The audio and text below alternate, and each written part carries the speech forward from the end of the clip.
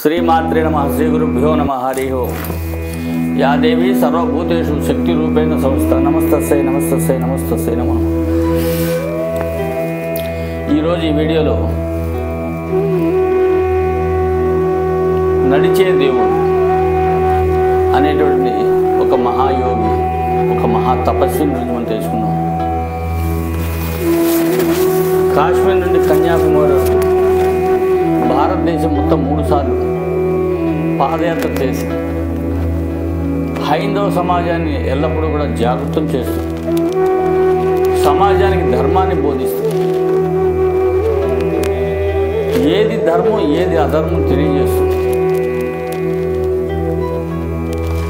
నడిపించినటువంటి కంచి పరమాచార్య చంద్రశేఖరేంద్ర సరస్వతి వారి గురించి మనం ఈరోజు తెలుసుకున్నాం. ఆయన చెప్పినటువంటి ఉపన్యాసాల్లో కొన్ని సూక్తులు మాత్రమే అమృత వాక్యాలుగా మనం ఇవాళ స్వీకరిద్దామని ఈ వీడియో చేస్తున్నాను. ముందు ఈ వీడియో లైక్ చేయండి, షేర్ చేయండి, సబ్స్క్రైబ్ చేయండి. భక్తి ముక్తి. భక్తి ద్వారా ముక్తి ఎట్లా వస్తుంది అంటే, శాస్త్రం ఏదైతే కర్మలు చెప్పిందో వాటిని యథావిధిగా చేసుకుంటూ ఇది అవసరమా అనవసరమా అన్నటువంటి ప్రశ్నలకి తర్కం లేకుండా శాస్త్రం చెప్పిన విధంగా చేసుకుంటూ కర్మానుష్ఠానం చేస్తే తర్వాత మనకు క్రమంగా రాగద్వేషాలకు అతీతంగా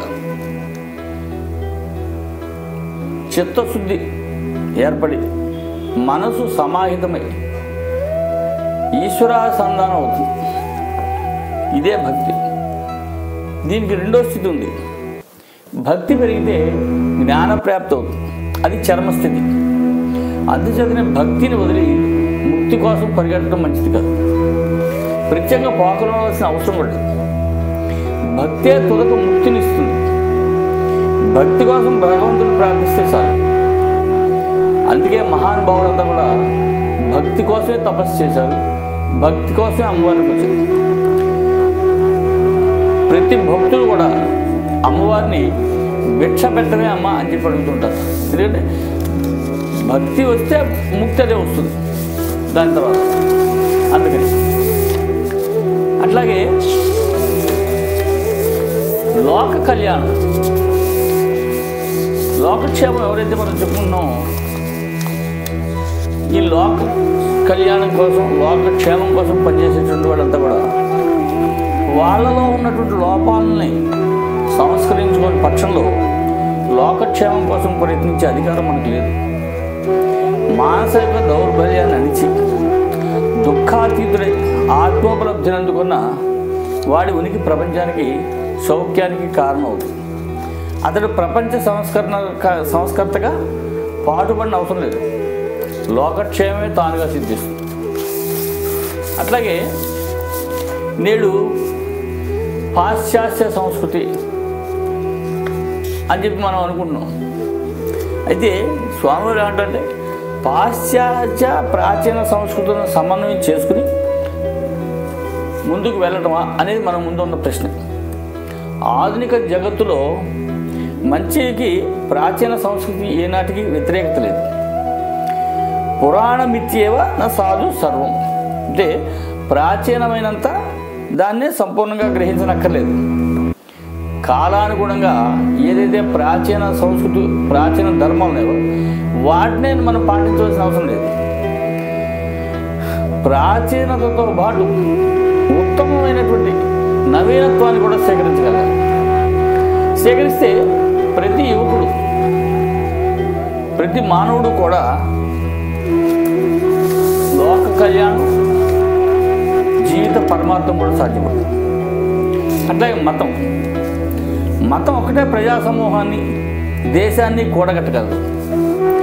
ఏకాత్మతాభావం, ఏకధర్మం, వీరి నుండి శాశ్వతమైనటువంటి ఐక్యత పుట్టి వర్ధిల్లు. మానవేతిహాసాన్ని పరిశీలిస్తే మతం కంటే అధికమైన సంఘటన శక్తి మరొకటి లేదని తెలుస్తుంది. అంటే సమాజానికి కావాల్సినటువంటి మతం, ఆ మతం అనేటటువంటి శక్తి అత్యంత స్వభావమైనటువంటి శక్తి. ఇది దేశాన్ని, సమూహాన్ని కూడగట్టగలదు. ప్రపంచ చరిత్రలు అన్నీ కూడా చూస్తే మత ప్రాధాన్యతతోనే ఉంటాయి. కాబట్టి మతం లేకుండా దేశం లేదు. ఎవరి మతాన్ని వాళ్ళు పాటించవలసిందే, ఖచ్చితంగా పాటిస్తే ఇక మతం అనేటువంటి చోట అసలు ఇంకో గొడవ లేదు, హరిహరాదులకి భేదం లేదు. తిరుపతి శ్రీ వెంకటేశ్వర స్వామి వారి స్వరూపంలో శివ, విష్ణు, శక్తి, సుబ్రహ్మణ్య అంశాలు 4 ఉన్నాయి. మనం ఏదైతే పెద్ద వెంకటేశ్వర స్వామి అని చెప్పి వెళ్తున్నామో ఆయన గురించి స్వామివారు చెప్పినటువంటి మాట శివ, విష్ణు, శక్తి, సుబ్రహ్మణ్యులు, ఒక 4 అంశాలు ఉన్నాయి. బాలాజీ అంటే బాలసుబ్రహ్మణ్యం అనేటువంటి దానికి ప్రతీక. స్వామి తలపై జడ, నాగాభరణాలు, బిల్వపత్రం పూజ శివస్వరూపానికి ప్రాధాన్యత, సాక్ష్యాలు. శంకు చక్ర కిరీటాదులు శ్రీ మహావిష్ణువు చిహ్నాలు.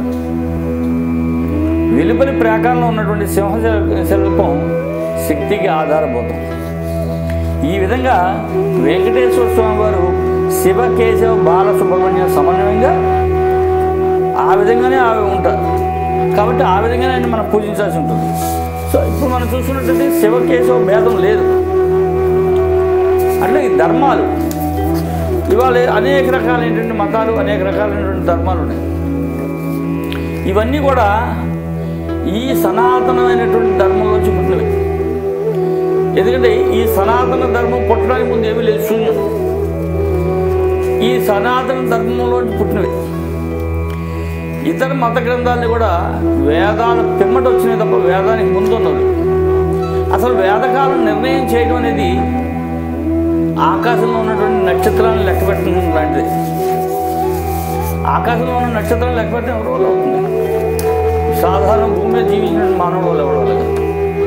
అంటే వేదకాలం నిర్ణయం కూడా అంతే. ఎన్ని కోట్ల సంవత్సరాలు ఈ వేదం పుట్టి ఎవరికి తెలియదు. ఆ తర్వాత వచ్చినటువంటి మతాల వల్లే ఇవాళ వేదకాలం నిర్ణయం అనేటువంటి సంశయం, ప్రశ్నలు వస్తున్నాయి తప్ప అంతకుముందు లేవు. కాబట్టి ఏవైనప్పటికీ కూడా వేదకాలం తర్వాత వచ్చినటువంటి మతాలే. కాబట్టి ఈ గ్రంథాల్లో ఉన్నటువంటిది వేరే గ్రంథంలో తప్ప, ఇందులో తప్ప వేరే కొత్తగా వచ్చిందేం లేదు. అట్లాగే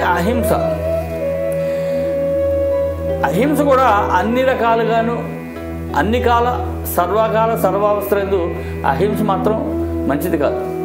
ధర్మాన్ని రక్షించవలసి వచ్చినప్పుడు హింస చేయవలసి ఉంటుంది. ఎందుకంటే ధర్మ సంరక్షణలో ఒక్కోసారి హింస చేస్తేనే వస్తుంది.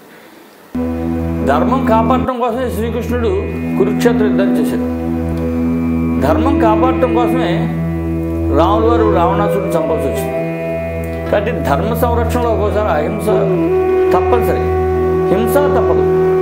అయితే అహింస అనేది ప్రాధాన్యత కాదు, హింస అనేది ప్రాధాన్యత కాదు. ఆ కాలానికి ఏది అవసరం, ఏది సమన్వయం అవసరం చూసుకుని దాన్ని ముందుకు వెళ్ళడం అని చెప్పి స్వామివారి వాక్యం. అట్లాగే ఏదైతే ఇవాళ మనం కంచి స్వామివారి గురించి చెప్పుకుంటున్నామో, కంచి స్వామివారు మహామనిషి, మహాతపస్సు. అట్లాగే పరకాయ ప్రవేశం విద్య తెలిసినటువంటి ఏకైక వ్యక్తి ఆయన తర్వాత ఆ విద్య నశించినట్టే అనేమో చెప్పచ్చు. ఎందుకంటే అంతటి శక్తి సామర్థ్యాలు కలిగి భారతదేశం మొత్తం ఆమూలాగ్రం కాశ్మీర్ నుండి కన్యాకుమారి వరకు 3 సార్లు పాదయాత్ర చేసి అనేక వేల కోట్ల మందిని, వందల కోట్ల మందిని, లక్షల మందిని తన ఆధ్యాత్మిక సముద్రంలో ముంచి భక్తి అనేటువంటి రసాన్ని ప్రబోధించి ఇవాళకి ఆయనే మన మధ్య లేకపోయినా ఆయనే మార్గదర్శనం చేస్తూ సమాజాన్ని నడిపిస్తున్నటువంటి జగద్గురు అనే చెప్పచ్చు. కాబట్టే ఆయనకి నడిచే దేవుడు అని పేరు వచ్చింది. జగద్గురు కంచి పరమాచార్య చంద్రశేఖరేంద్ర సరస్వతి వారి పాదాలకు ప్రణామాలు చేస్తూ హరి ఓం తత్సత్. సర్వే జనా సుఖినో భవంతు.